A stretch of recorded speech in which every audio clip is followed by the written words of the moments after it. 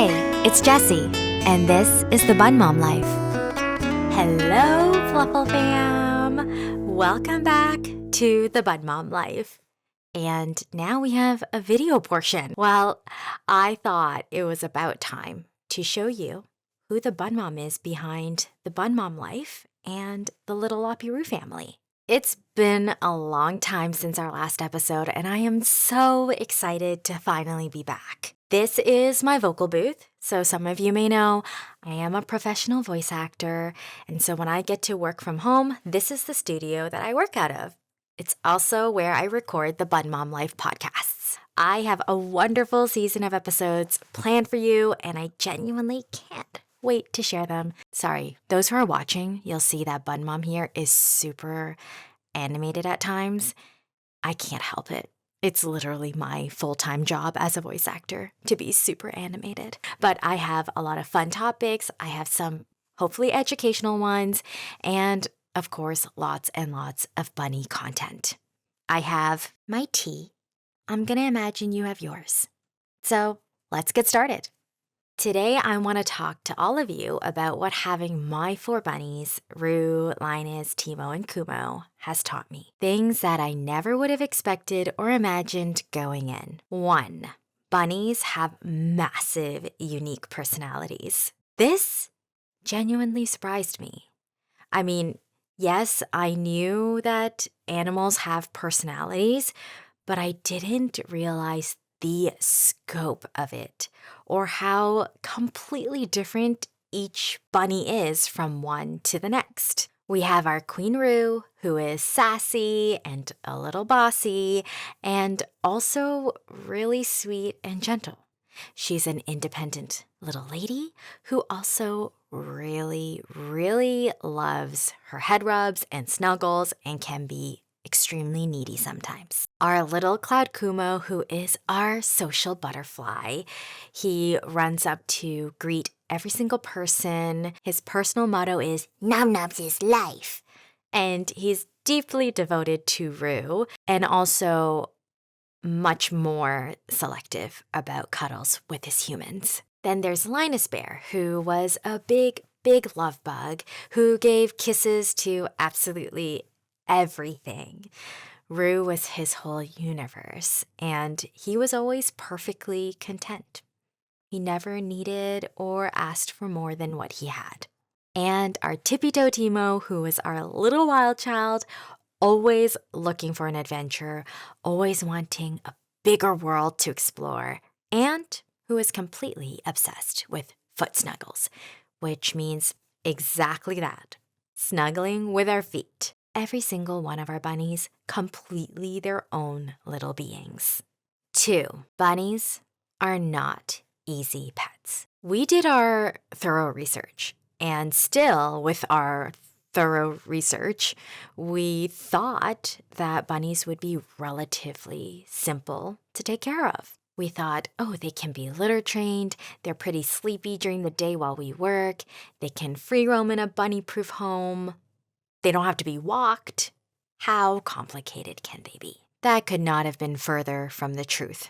Bunnies' health is incredibly vulnerable and really complex, and even depending on the breed, they can be prone to dental disease, ear disease, any number of things that can set off GI issues. And they require exotic vets, which means specialist costs that add up real fast. They're also sweet, curious little beings who love to dig and chew, which means your home requires serious thought.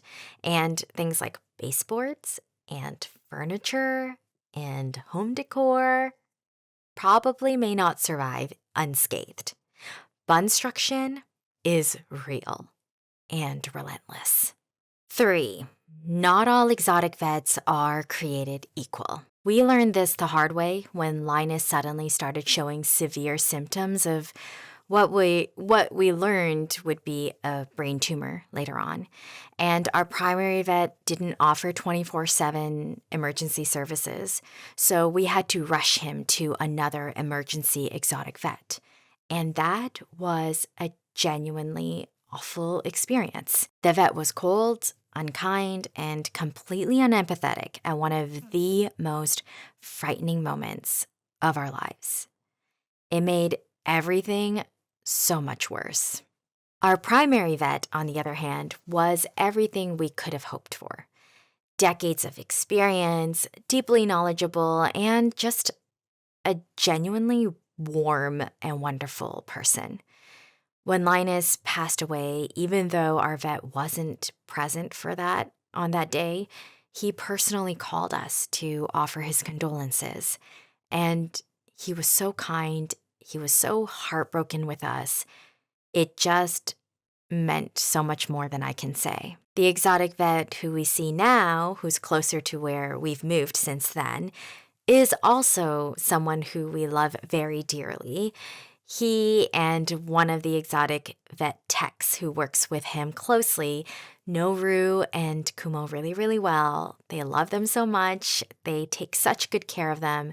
And they were also the ones who were there for every single one of Timo's bi-monthly hospital stays. This vet is so amazing that one time he had a conference in the US and he even went in thinking that he might be able to find some research that would help us figure out what was going on with Timo. So our bunnies are never far from his mind, which means the world to us. And we are truly very, very grateful for these vets who genuinely care. 4, free roaming changes your whole home. We knew from the very beginning that we would never keep our bunny in a small space. So sharing the entire house with them was something that was super duper duper duper important to us. But that meant that we had to think about a lot of things. Things like being aware that baseboards may get chewed, area rugs may get dug into and nibbled on and stained, exposed cables would need to be protected all the time, and unsafe areas of the house would need to be properly blocked off, which in itself was a whole ordeal, finding baby gates that worked with bunnies, because so many baby gates have gaps at the bottom where the bunnies can easily squeeze under, or the gaps in between those grids are still too big, because bunnies can squeeze into the tiniest of spaces. They are very jello-y. And then the gate also has to be tall enough that they can't just hop over. So it took a lot of research just to find proper gates that we could use. Another thing is I used to have so many houseplants. That number has reduced significantly since having bunnies because unfortunately most houseplants are toxic to bunnies. So whatever houseplants we have left now sit really high up on bookshelves or on console tables or are tucked away into the blocked off areas that the bunnies can't get to. Another thing that we had to consider that we never thought we would is stair treads. So we put stair treads in place so that the bunnies can hop up and down the stairs safely and confidently. So yeah, there's a lot to think about when free roaming bunnies in a home, but it's so worth it.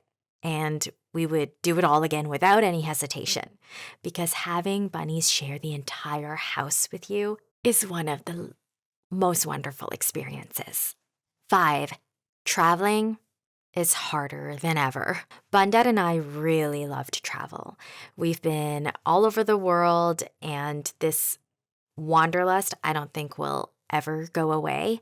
But leaving the bunnies is really hard because we miss them so much. Our bunny sitters are amazing and they know to send us tons of photos and updates to soothe our Bunmom, Bundad hearts, and we get updates multiple times a day.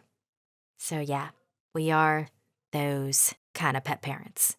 And we have no shame about it. But we do feel bad for our bunny sitters sometimes. They're great. They're amazing. 6, I am now apparently an expert on bunny poop, on subtle bunny behaviors, and the finer distinctions between different types of hay. Things I did not put on my vision board, yet here we are. So if you ever need to know whether a Cocoa Puff looks normal or what's the difference between first cut, second cut, and third cut Timothy hay, I'm your girl. And probably any other experienced bun parent.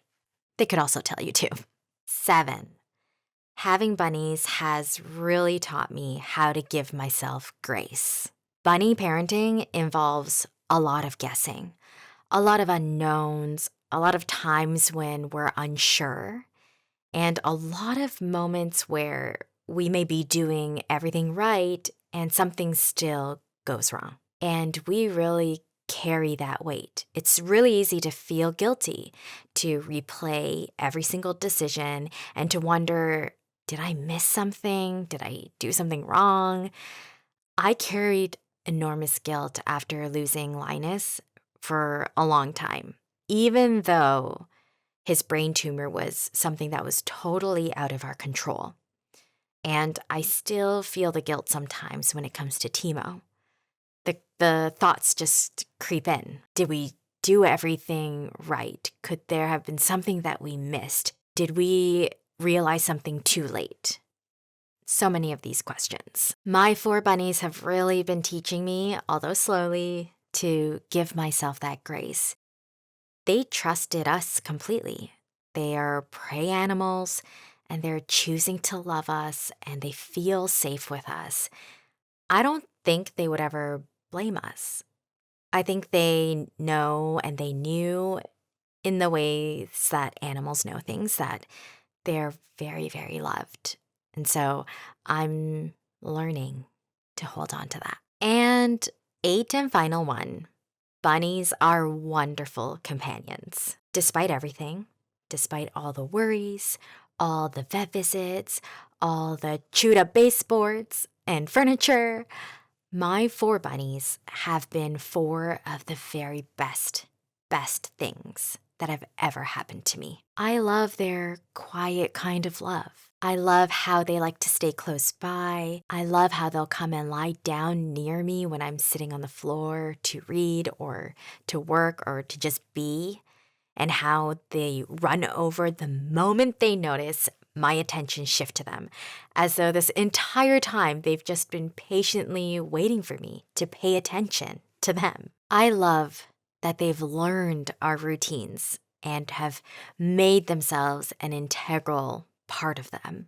I love that sometimes I fall asleep on the floor out of sheer exhaustion and wake up to find a small fluffy bunny napping right beside me. I love the thumps of indignation after a nail trim or a brushing, and then the immediate forgiveness that follows when a treat appears. My life is so much more colorful and joyful and meaningful with my bunnies. There are so many more things that I could share, but I think that's enough for today. If you've stayed until the very end, thank you, really. My love language is time. That's my first one on the list. And the fact that you gave me yours means everything. I hope you enjoyed today's episode. I hope there were some things that resonated with you, and I would love to hear your thoughts. Feel free to send me a message on either of our Instagram accounts, the Bunmom Life Podcast or Little Opuroo, or leave a comment either on the Instagram page or on YouTube, or send me an email at thebunmomlife@gmail.com. I always love reading all your messages and comments. And if you're enjoying this content and you want more, it would really mean the world if you liked and subscribed. All right, Fluffle Fam, have a wonderful rest of your day or evening wherever you are. And remember, you are loved and cherished always. Our Bun Bun send you lots of boobs. Bye. Just a little disclaimer to wrap up. I am not a vet. I'm not a certified anything. I'm just your bun mom friend over here sharing my journey. So if anything I've mentioned today has you curious or concerned about your own bunnies, please reach out to an experienced exotic vet or a trusted professional. Your bunny is lucky to have someone who cares enough to look into it. Bye!